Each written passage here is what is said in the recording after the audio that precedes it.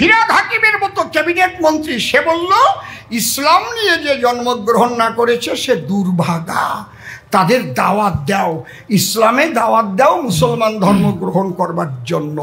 তাহলে সবচাইতে বড় দুর্ভাগা পশ্চিমবাংলার মুখ্যমন্ত্রী, তিনি বারবার বলে থাকেন আমি হিন্দু ধর্মে জন্মগ্রহণ করেছি, আমি ব্রাহ্মণ কুলের মেয়ে। তুমি যদি ব্রাহ্মণ কুলের মেয়ে হয়ে থাকো, হিন্দু ঘরের মেয়ে হয়ে থাকো, আজও কেন ফিরহাদ হাকিমের বিচার তুমি করলে না? যে এত বড় বাজে কথা বলার তুমি কে? এমন একটা ধর্ম সারা পৃথিবীতে নাজেল হয়েছে, সে ধর্মটার নাম ইসলাম ধর্ম। তারা কিন্তু তাদের কোরআন, আমাদের এখানে এই ব্যাগের মধ্যে কোরআন আছে, কোরআন আপনার কাছেও আছে, গুগল সার্চ করলে আপনি পেয়ে যাবেন। আমি একদম পৃষ্ঠা ভালো করে ওখান থেকে ফটোকপি করে করে রেখে দিচ্ছি।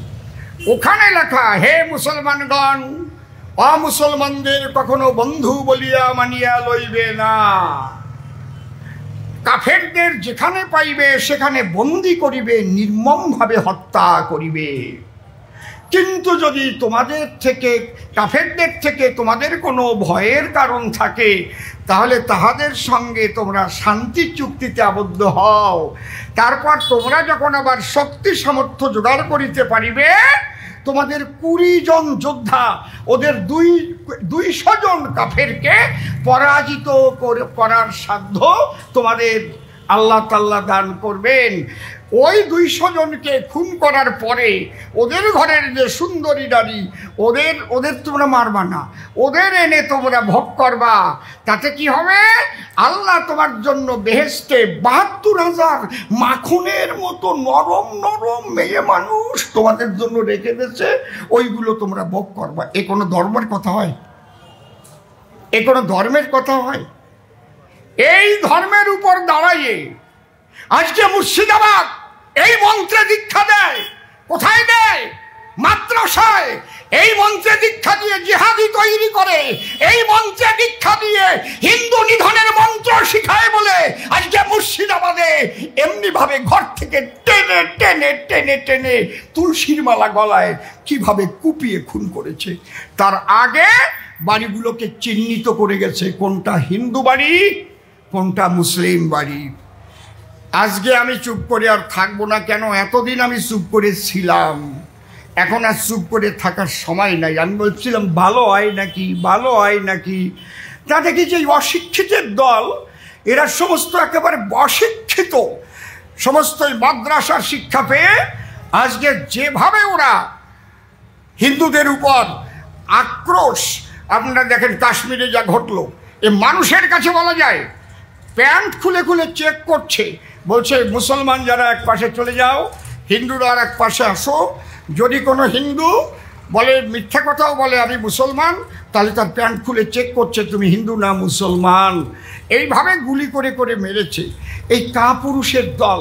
আরে তোরা নপুংসক, তোরা কয়েকজন একটু ভ্রমণে গেছে, তাদের এইভাবে মেরেছিস।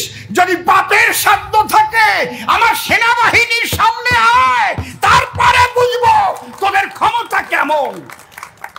সাধারণ মানুষ তারা গেছে ভ্রমণ করতে, আর তাদের বেছে বেছে খুন করছে। আমার মুখ্যমন্ত্রী, মাননীয় মুখ্যমন্ত্রী, তিনি মুর্শিদাবাদে যে এইভাবে খুন হয়েছে, একবারও কি তিনি উচ্চারণ করেছেন কাশ্মীর বা মুর্শিদাবাদ নিয়ে যে জেহাদি ইসলামী সন্ত্রাসীরা এই খুনটা করেছে? বলেছে? বলেছে দেখান, তাহলে আমি কান ধরে আমি 10 বার এখানে উঠবোস করব। উনি ওদের বলেছে দুধেল গাই। উনি প্রথম আসার পরে দিয়েছেন ইমাম ভাতা। যদি ইমাম ভাতা পেতে হয় মুসলমানদের, তাহলে আমাদের দলপতি ভাতা পাবে না কেন? আমাদের যারা মন্দিরে পূজা করে পূজারি ভাতা পাবে না কেন? ঋত্বিক ভাতা পাবে না কেন? তাহলে উনি আসার পরে কিন্তু এই মুসলমানদের বাড়াবাড়ি আমরা দেখতে পাচ্ছি পশ্চিমবাংলায়। ঠিক বলছি না বেঠিক বলছি? আমি একদম প্রমাণ দিয়ে দেব। ওনার যদি লজ্জা থাকতো তাহলে উনি কিন্তু মুখ্যমন্ত্রী পদ ছেড়ে দিত এতদিন, তাই না হলে ফিরহাদ হাকিমের বিচার করতো। হাকিমের মতো ক্যাবিনেট মন্ত্রী সে বলল ইসলাম নিয়ে যে জন্মগ্রহণ না করেছে সে দুর্ভাগা, তাদের দাওয়াত দাও, ইসলামে দাওয়াত দাও মুসলমান ধর্ম গ্রহণ করবার জন্য।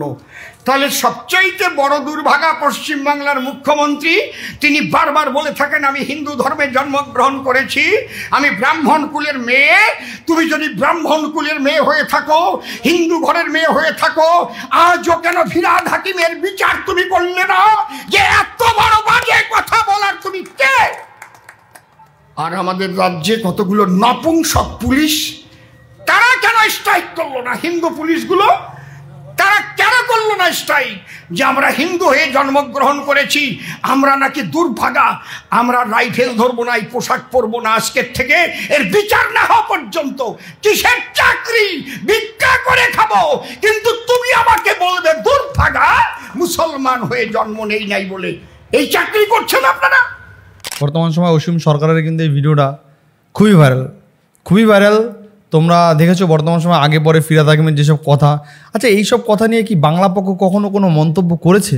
এইসব কথা নিয়ে কি বাংলা পক্ষ কখনো কোনো কথা বলেছে? না, বলেনি।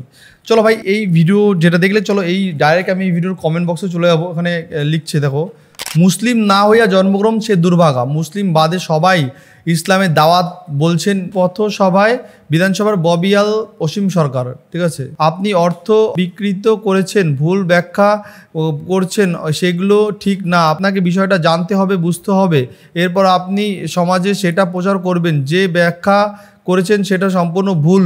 আপনি যেটা বলছেন অর্থাৎ ব্যাখ্যা দিয়েছেন সারা জীবন সাধনা করা, আপনি ব্যাখ্যা দিতে পারবেন না, কারণ ওই ধরনের বিষয় কোরআনে নাই। ঠিক আছে, আগে আপনার আরবি ভাষার উপর দক্ষতা অর্জন করতে হবে, তারপর আপনি পারলে এরপর আপনি ব্যাখ্যা করেন। ঠিক আছে, এ অনেক বড় লিখেছে, এটা দেবো না। জয় হোক সনাতন ধর্ম। তো ভাই, বর্তমান সময়ে আমাদের রাজ্যের মুখ্যমন্ত্রী তথা মমতা বন্দ্যোপাধ্যায় কিন্তু সত্যি অসীম সরকার যে বললো যে মুর্শিদাবাদে দুজনকে মারা হয়েছে, তো সেই দুজনের বিষয়ে কিন্তু একবারও বলেনি জিহাদি বা মুসলিমরা খুন করেছে।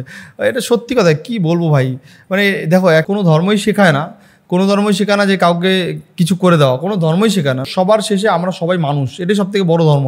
মানে মানব ধর্মটাই সব থেকে বড় ধর্ম। কিছু কিছু ধর্মের মধ্যে এরকম কিছু দুষ্কৃতি থাকে। ঠিক আছে, দুষ্কৃতি তারা ধর্মর নাম করে কিছু কিছু মানে ক্রাইম করে বা এরকম অনেক কাণ্ড কারখানা করে। তাই সেই কাণ্ড কারখানা তাদের দোষগুলো বর্তায় গিয়ে তাদের ধর্মের লোকে।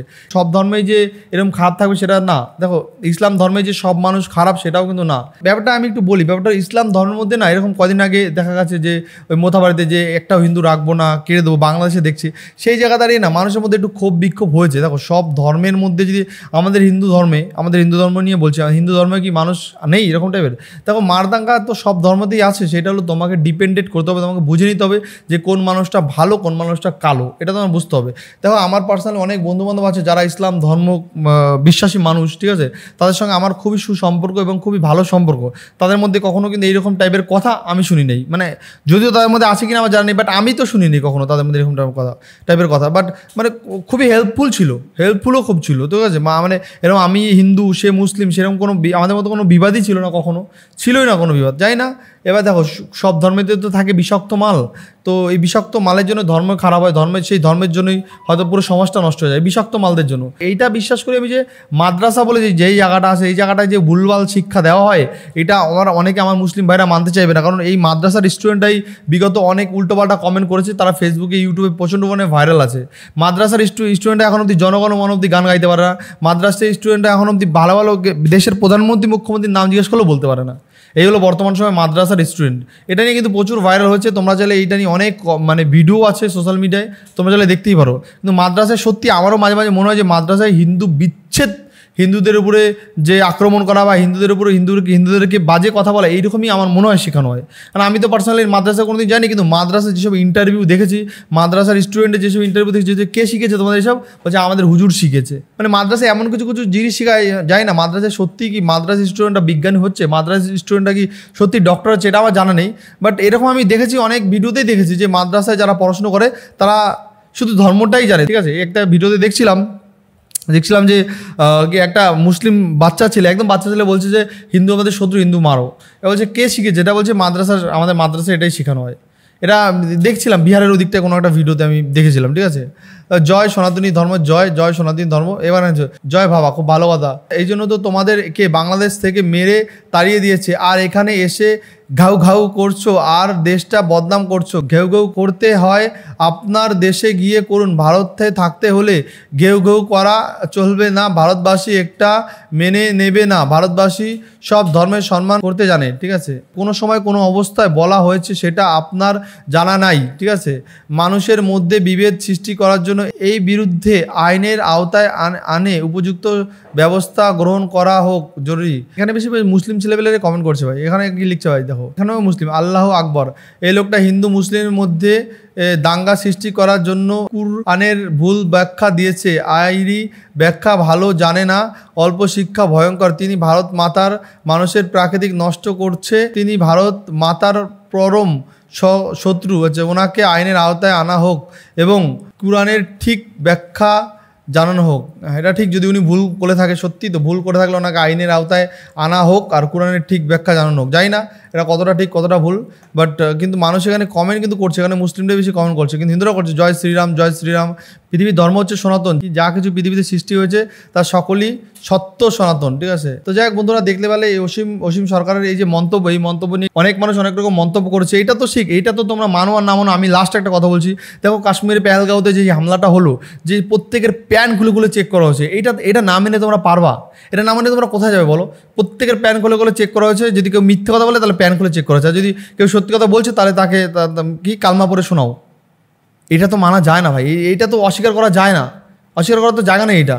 তো যাই হোক বন্ধুরা, তোমাদের কি মতামত? ভালো মন্দ তোমাদের মতামত থাকতেই পারে, তো তোমরা তোমাদের মতামত অবশ্যই তোমরা কমেন্ট বক্সে জানিও। নেক্সট আবার দেখা হচ্ছে অন্য কোনো ভিডিও, অন্য কোনো টপিক, অন্য কোনো পর্বে। আজকে আমাদের এখানে শেষ করছি, নেক্সট আবার দেখা হচ্ছে ঠিক 2 ঘন্টা পর। আর হ্যাঁ, যারা এখন অবধি চ্যানেলকে সাবস্ক্রাইব করেন, আমার এই চ্যানেলটা খুব তাড়াতাড়ি 50,000 50,000 সাবস্ক্রাইব হতে চলেছে। তো তোমাদের ভালোবাসা না থাকলে সেটা একদমই পসিবল না, সম্ভব না। তাই তোমাদের ভালোবাসা অবশ্যই চাই। তোমরা অনেক ভালোবাসা দাও আর 50,000-এর গন্ডিটা পার করে দাও। নেক্সট আবার দেখা হচ্ছে ঠিক 2 ঘন্টা পর। আজকে থেকে শেষ করছি, বাই বাই।